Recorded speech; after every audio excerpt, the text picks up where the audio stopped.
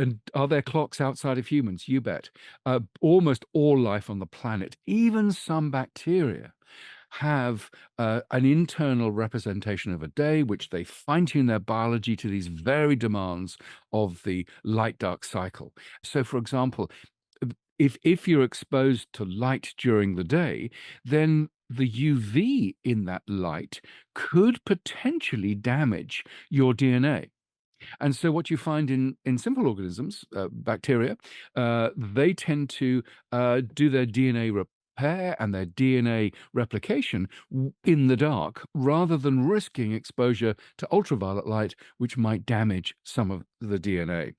But the fascinating thing, where we differ, and I think the fascinating thing about humans, is that we show this terrific chronotype range. If you look at a mouse or basically anything else, it's all about the same timing. You don't have the larks and the owls that are so characteristic of our species. And there's been lots of discussion about this.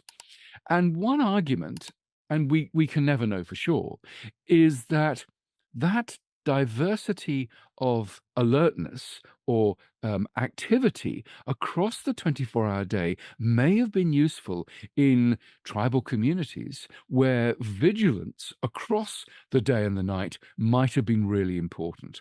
Now, we don't know, but it kind of makes sense in that you would always have somebody within the group who's got an eye out about what's going on out there, and that could be very useful. I think it's a fascinating idea. How the heck we test that, I don't know.